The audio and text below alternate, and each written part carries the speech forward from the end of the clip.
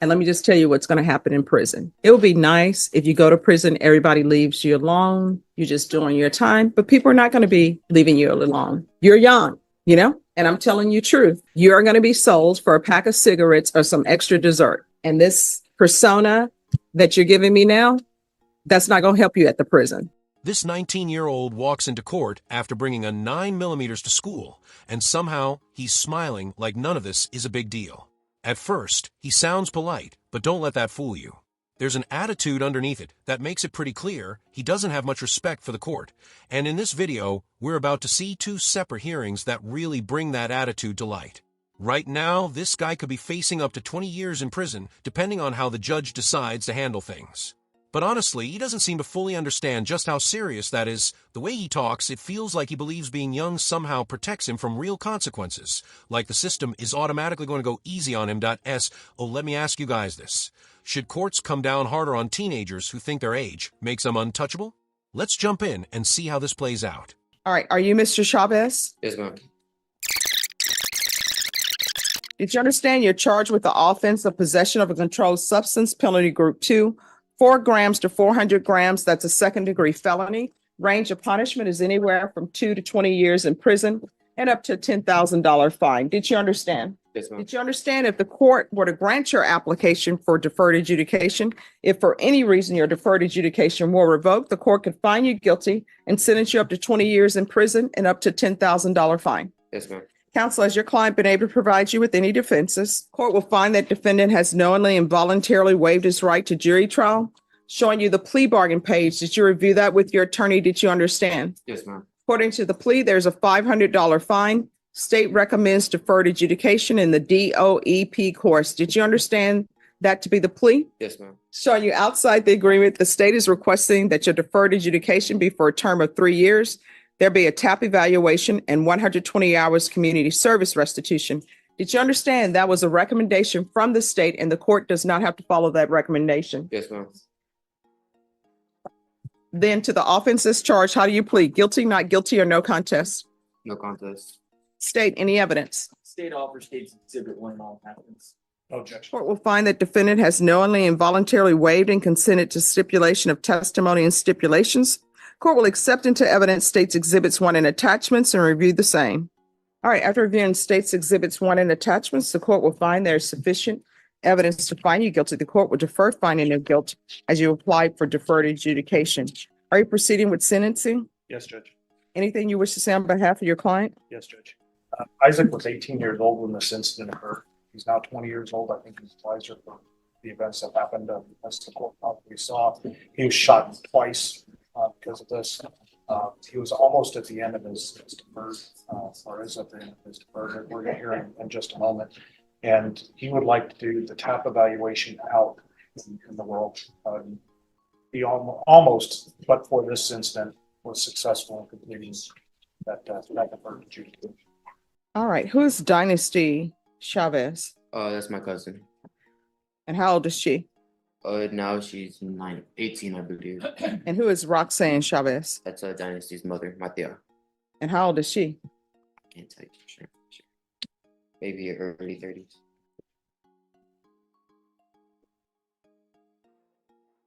Do you have any children? No, ma'am.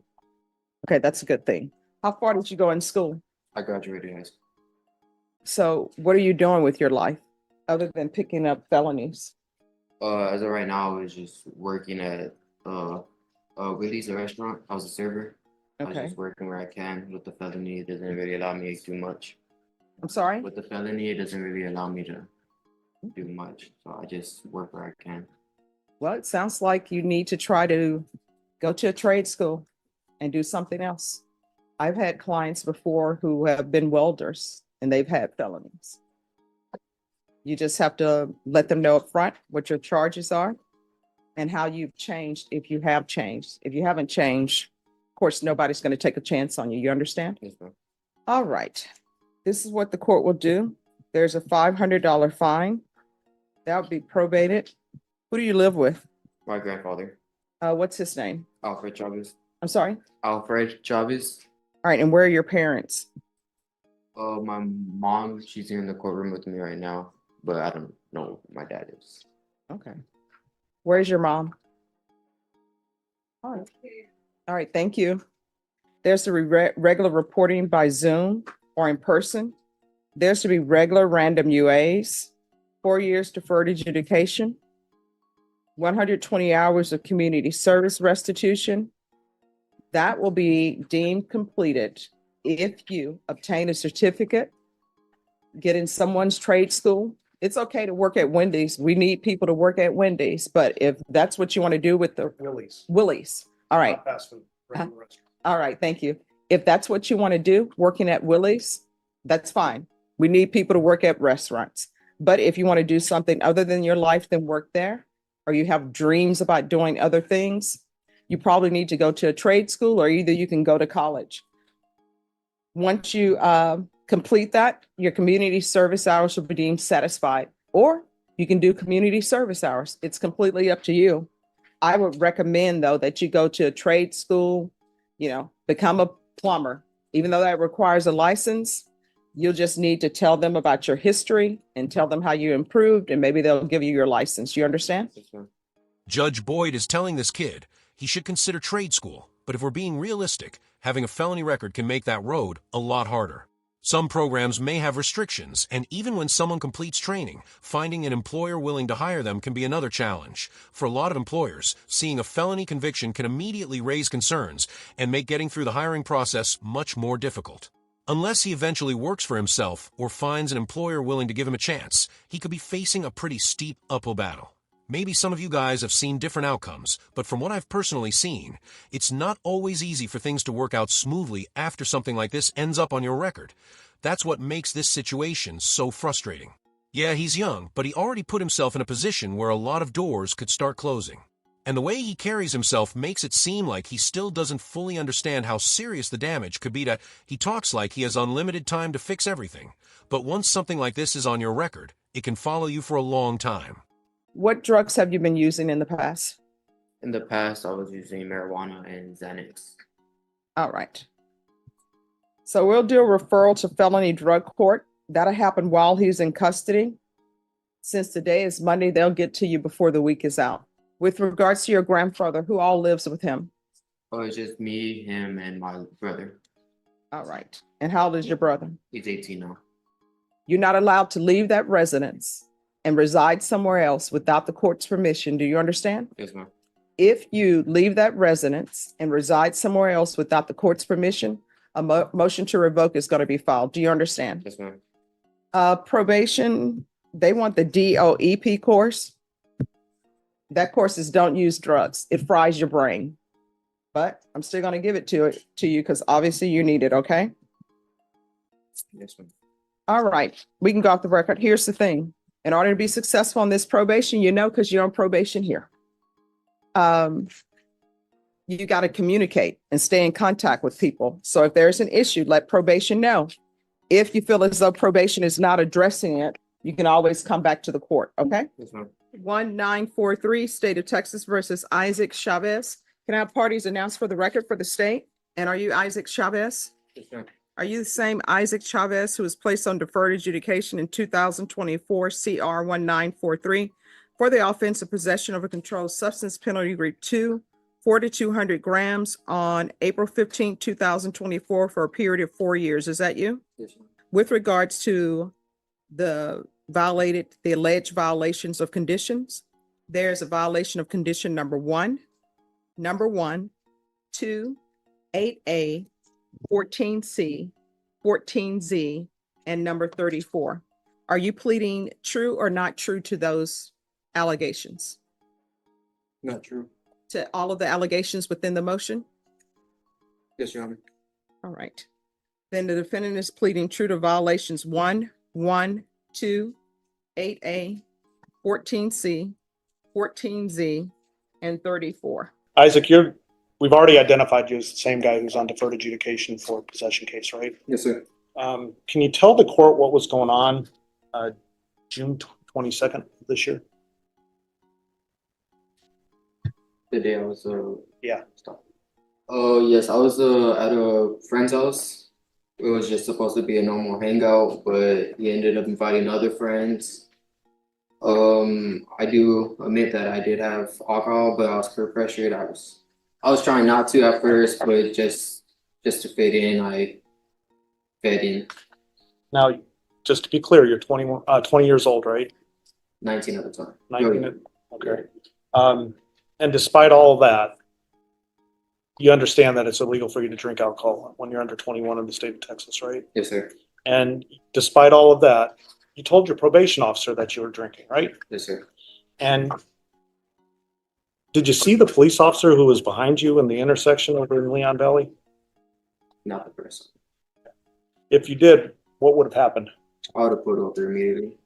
And that you didn't try to run off when the second officer stopped you, right? No. I'm going to ask you a question. I told you I needed you to think about this. Why do you think the court should continue you on deferred adjudication? Truthfully, it's just I do acknowledge that I made a mistake. I acknowledge that I was irresponsible.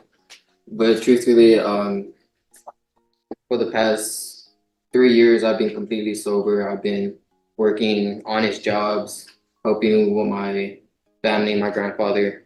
Do you guys feel any sympathy for him right now? Because honestly, I'm having a hard time finding it. He keeps talking about how much better he's been doing in recent years, but that argument loses a lot of weight when, just 5 months earlier, he brought a 9mm to school. That's not some small mistake. That's a serious offense, and instead of sending him straight to prison, the court actually gave him probation because it was his first offense. That was a huge break, but what does he do with it? He violates probation by drinking and driving while underage, like the entire situation doesn't matter. On top of that, he's also been skipping his AA meetings. Some people just don't seem to take the system seriously until they're sitting in handcuffs. The truth is, he was given a real opportunity to turn things around, and he chose not to take it. So what do you think? Does probation still make sense here? Or has he already shown that he's not ready for another chance? Honestly, I was on the straight road. I was doing everything right. I don't believe. Let's focus on some of the other violations that they've alleged. You've already told the judge that you admitted to drinking, that you did drink. Why didn't you ever provide any proof of where you were living to your probation officer? I didn't necessarily know how. I told her where I lived, and I had my ID. I didn't really know what more proof was needed. And the 8603 Cape Valley address is on your ID? Yes. And they looked at that every time you went in, right? Yes. So you felt like you complied there? Yes. There's another allegation that you failed to go to Alcoholics Anonymous every day for 60 days. Did you understand that that was one of the requirements of your community supervision? I did. Why didn't you go every day? I did actually go every day. I have the proof in my cell phone. I have the email sent to my probation officer. I have about 56 of them of every day that I went. So do you take issue with the fact that she only testified that you went once a week? I do, yes. What did you learn, if anything, at the Alcoholics Anonymous meetings? So let me just stop you. Where is the proof of this? Judge, I don't have it. It's in his cell phone. I can't. Oh, where's the cell phone? Did anybody look through his cell phone? I did not, because I asked him to print them. All right, you all want to step back and state, you can look through his cell phone and see if there's actually documentation that he did it. And I'm sure if he did it and it's proof there, maybe the state will waive the. Well, it's just one, Judge. I got other ones I still got to address. I know, but step back. Let's see if he actually did that. And I think my client would like to take the local ISF. Okay. If that's an option. Yeah. All right, we're back on the record. And cause number 2024 CR 1943, state waive 14C without objection. Court is finding violations of condition number 2, the consumption of alcohol true. 14C, state waived it. 34, the court will find true. 14Z, the court will find true. 8A, the court will find true. Number 1, evading arrest or detention, the court will find true. Number 1, driving while intoxicated, the court will find not true. All right, this is what the court is going to do. Court is going to deny the motion alternate amend conditions to include probation. Since I'm denying the motion, do you recommend local ISF or state ISF? Because it appears we have alcohol issues as well. So it's going to be state ISF, and there's to be partial GPS for employment only upon release. And I'll ask that GPS fees be waived. All right, we can got the record. You had better start doing better. Otherwise, you're going to prison. And let me just tell you what's going to happen in prison. It will be nice if you go to prison, everybody leaves you alone. You're just doing your time, but people are not going to be leaving you alone.